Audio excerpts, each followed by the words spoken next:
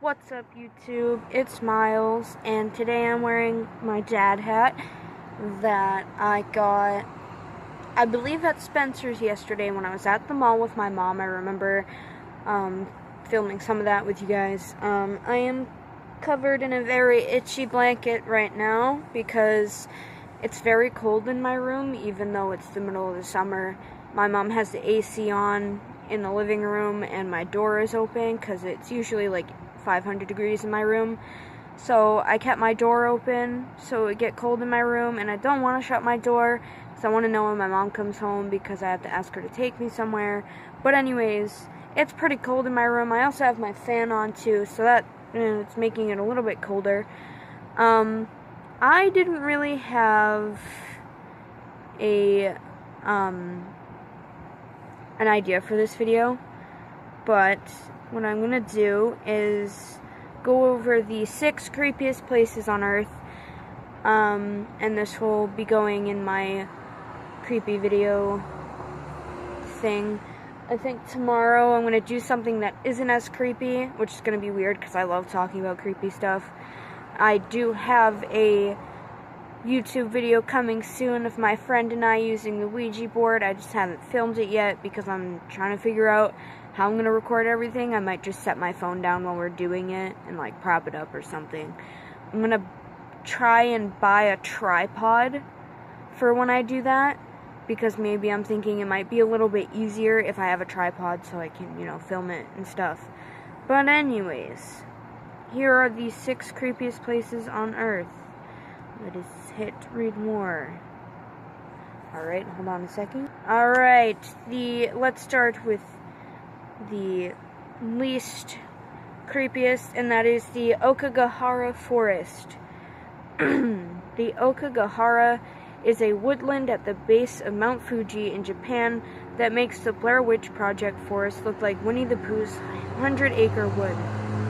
It probably has something to do with all the dead bodies scattered around. What Niagara Falls is to weddings, Okagahara is to suicide. How many suicides does it take for a place to get a reputation? Especially that reputation. A dozen? 50? More than 500 fucking people. Listen, guys. More than 500 people have taken their own lives in the Okagahara forest since the 1950s. That's crazy. The trend has supposedly started after Seiko Matsumoto published his novel Black Sea of Trees, where 2 of his characters committed suicide there. After that, always eager to prove they are bizarrely susceptible to suggestion, hundreds of Japanese people have hanged themselves among the countless trees of the Okagahara forest, which is reportedly so thick that even high noon is not hard. In high noon, it's not hard to find places completely surrounded by darkness. That is crazy.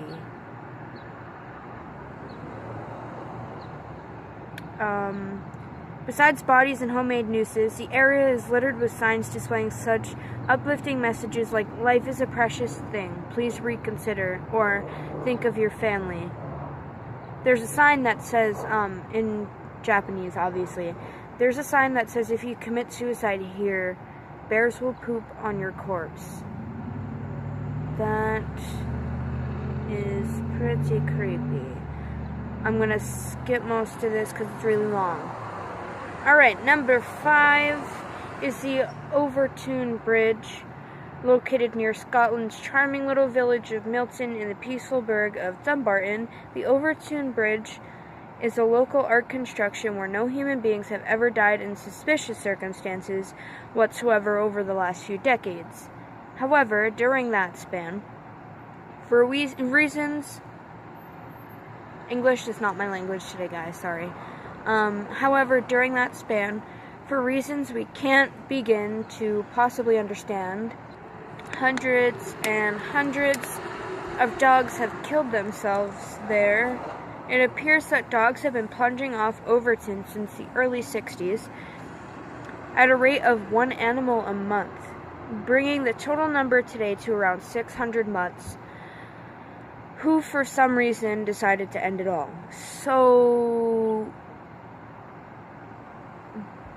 dogs have feelings? Because apparently, according to this, dogs have been committing suicide in Scotland.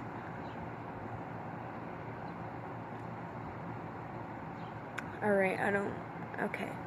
And we're not talking about a series of unfortunate accidents that could have been avoided with a simple guardrail. People who actually witnessed the reported dogs willingly climbing the parapet wall and leaping to their doom with dumbass doggy grins on their faces, whether they were crying blood remains to be confirmed. Theories on why this is happening have been all over the place, from particularly aromatic rodents to a simple stream of bizarre coincidences.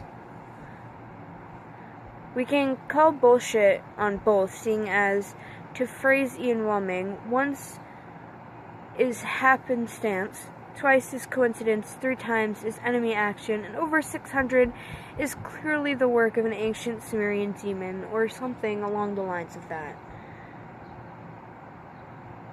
To further drive the point home, it has been observed that certain dogs that jumped off the bridge and survived climbed back up and threw themselves to their deaths all over again. Because the great Overton demon's hunger will not be appeased with tries, he demands fresh canine blood, and I guess apparently lots of it.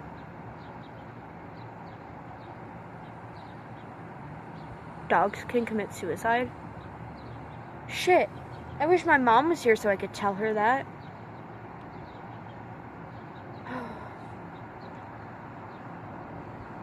Maybe my dog was suicidal when he ran into the middle of the road while no one was looking and got hit by a car. Oh, that fucks me up. Alright, whatever. Number 4. The Winchester Mystery House. In San Jose, there's this house. There's a lot of houses in San Jose. It is a gigantic, sprawling 160-room complex designed like a maze with mile-long hallways, secret passages, dead ends, doors opening to blank walls, and staircases leading to the ceiling. It's the work of Sarah Winchester, heiress to the Winchester rifle fortune. In the late 19th century, deeply saddened over the death of her husband and daughter, she visited a Boston medium who had told her she was haunted by the spirits of all the victims of Winchester rifles.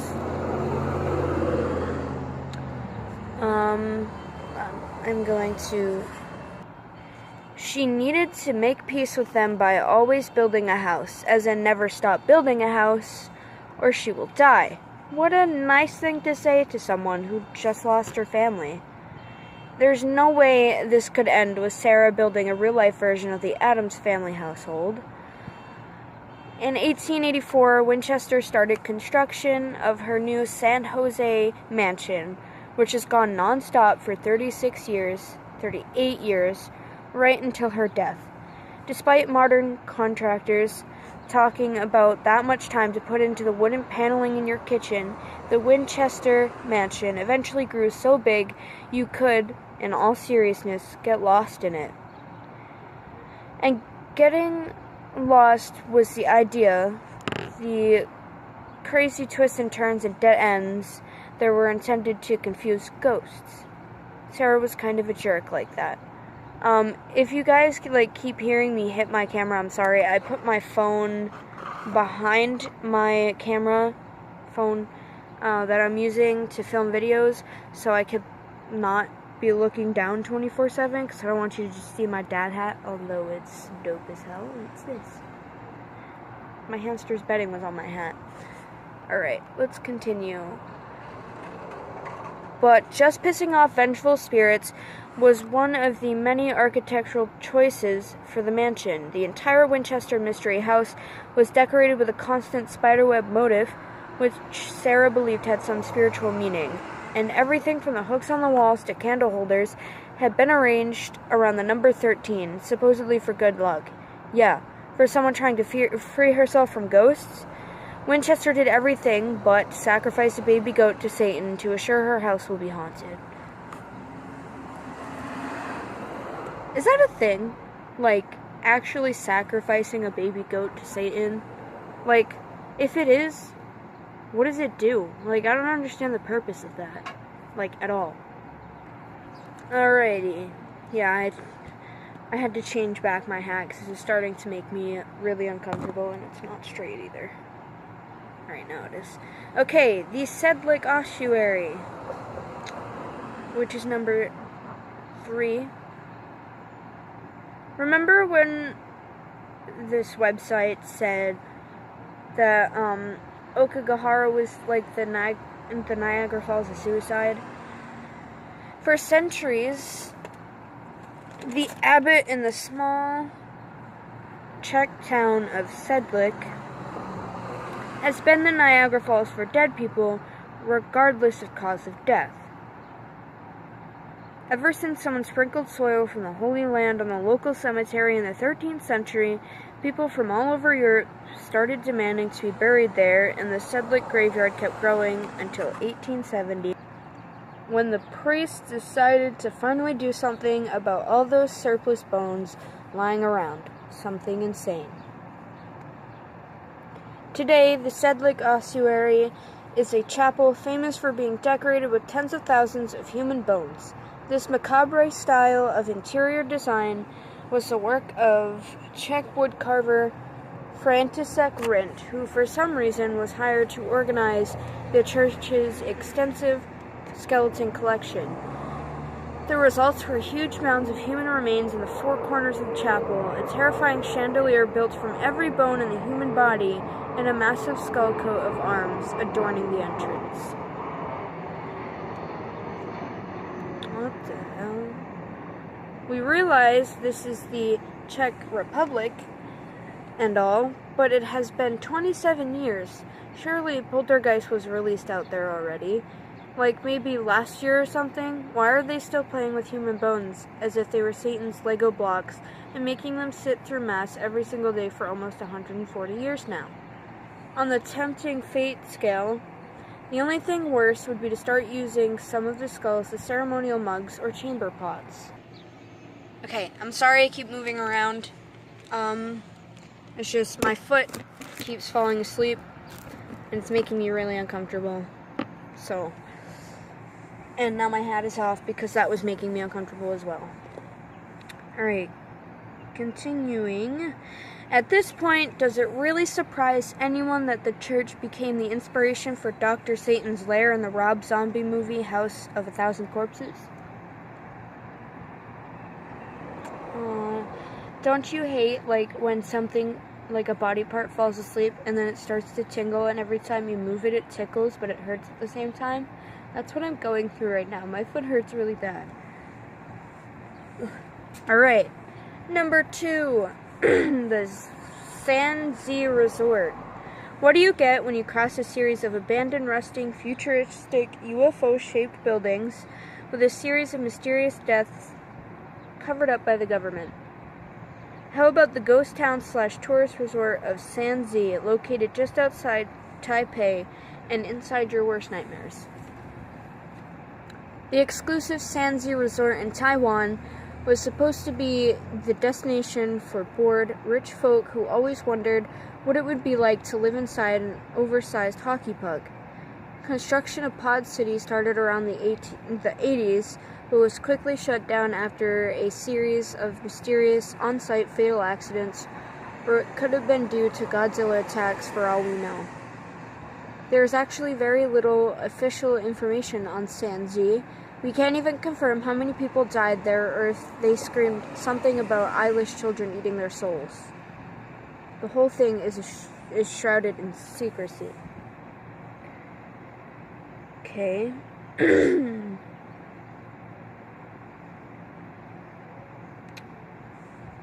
You know, something like that was seen in Silent Hill. Sorry, I'm just making movie references now. Alright, one final place. Alright, the Pripyat. A whole lot of you probably just got deja vu, me saying that name, and probably looking at the picture I should show you. And this is the picture. So a whole lot of you, especially gamers, probably just got deja vu.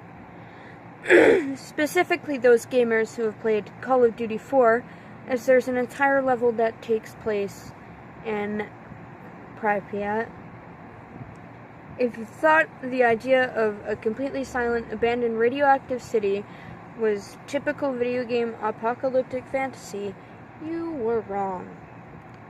Pripyat is in the northern Ukraine, and once housed the workers and scientists of the Chernobyl nuclear plant, founded in the 70s. It held as many as 50,000 people.